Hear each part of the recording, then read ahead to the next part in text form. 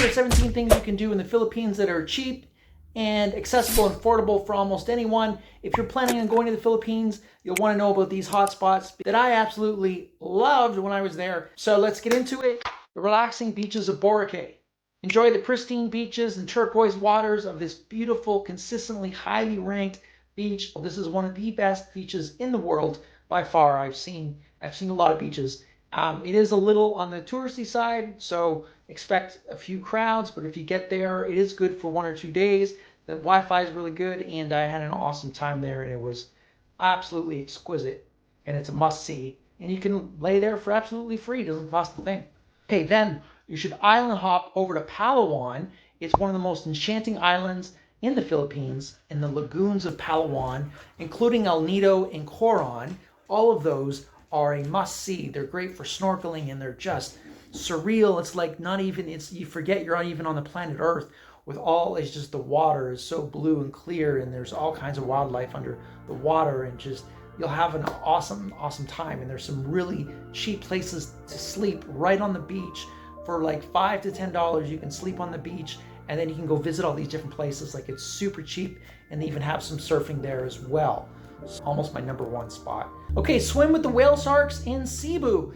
They are actually these gentle giants. They will swim right along with you, and it's a surreal experience. Now, it's a little more busy than I remember it. When I first saw the whales, there was almost no one, but now, when I went back to take another look and see them again, there was really busy. So make sure you get there early, super early in the morning, because it's become a really trendy, hot thing to do in the Philippines, but it's still definitely worth it on my bucket list.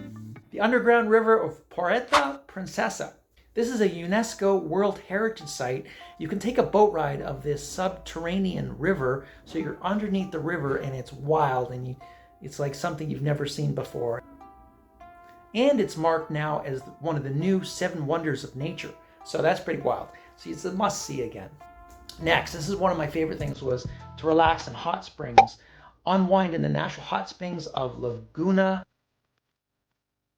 And I apologize if I pronounced that incorrectly. They're known for their therapeutic properties and serene surroundings, and you just chill. And the hot springs of Laguna is the one I went to, and the Camagun I didn't go to, but I've heard good things about that as well. So make sure you check those out.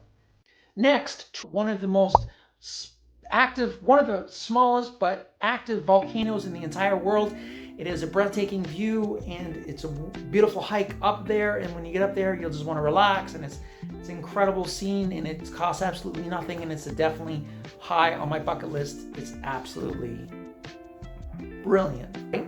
And you can marvel at these rice terraces that carved into the side of the mountains of Ifugao, and they're carved by the indigenous people over 2,000 years ago. It's really a spectacular sight, and it's not going to break the bank to see this. And it's one of them.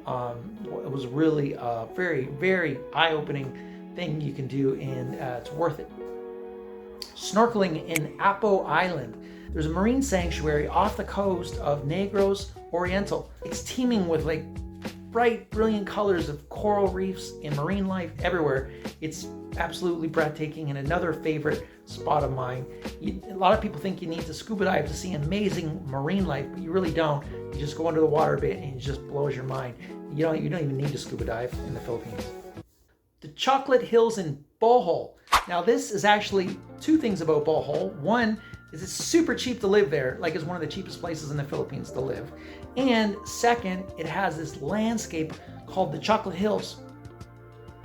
And there's like thousands of hills of grass that all turn brown during the dry season, and that's why they get this thing called the Chocolate Hills. It's really wild, and of course, Bohol also has amazing beaches as well, so you'll want to make sure you check that out as well. Super cheap place too.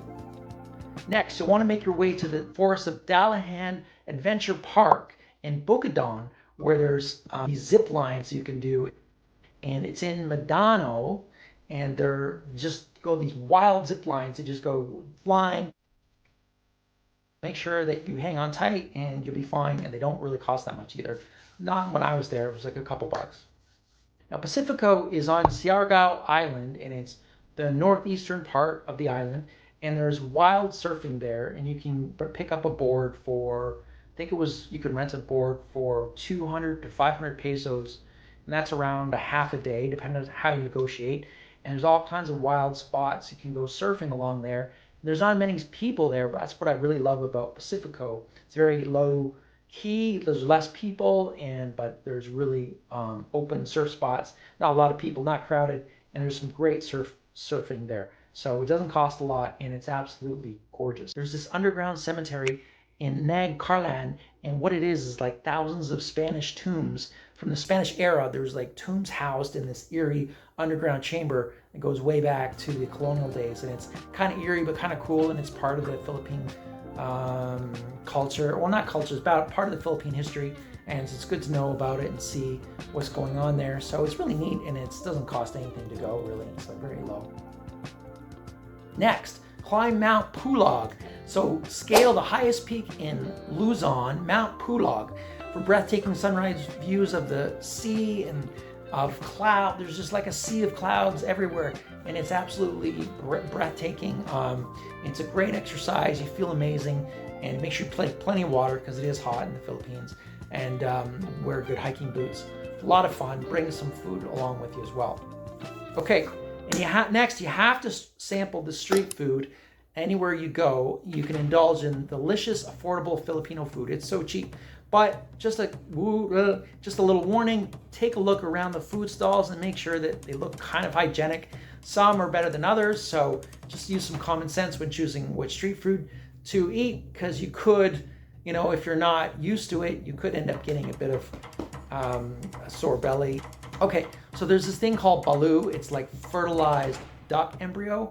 I know it tastes a lot better than it sounds, but it is a delicacy there. It's a famous food there in the Philippines. There's halo, which is really cool. It's like this purple, refreshing dessert. It's almost like ice cream. And another thing that's called isa. It's like a grilled chicken intestines. I know it doesn't sound great, but it's really good and it's really cheap. So the next is you need to go island hopping to Siargao, and it's this idyllic island, and it has surf breaks that are just world renowned. They're famous, and it's the surfing capital of the Philippines. It's a little more pricey than some of the other islands, but it is still worth going. And if you are going to go to those surf spots, make sure you go early in the morning. That's the best time, because that's when the crowds obviously aren't there. So, but yeah, it's worth it. Definitely look to go to Siargao Island as well. And it's a big party place. So if you love to party, you love to have fun, you love to meet people, Siargao is like party central.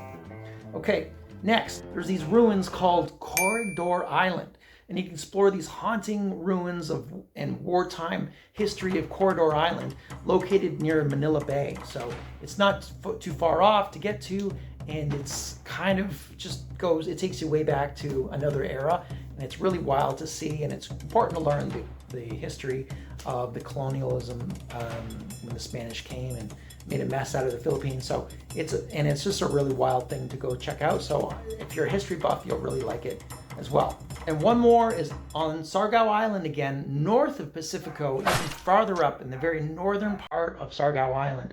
Is very remote, and it's absolutely gorgeous sunsets from the west. And you need to see these sunsets because they are the most stunning sunsets. I've seen a lot of islands in the Southeast Asia, and these are some of the nicest beaches and the nicest sunsets I've ever seen. So if you're a sunrise person, you'll definitely want to make your way up there. And they're beautiful. Every time you watch them, they're different. Mind-blowing purple, yellow, red colors. So they'll blow your mind. Oh, and by the way, if you enjoyed this video, feel free to subscribe and like and all that good stuff. So hopefully that helps you on planning your trip to the Philippines, wherever you end up. Hopefully maybe just take in two of those spots, and hopefully that helps you on your trip. And I'll see you in the next video. All right, talk to you later.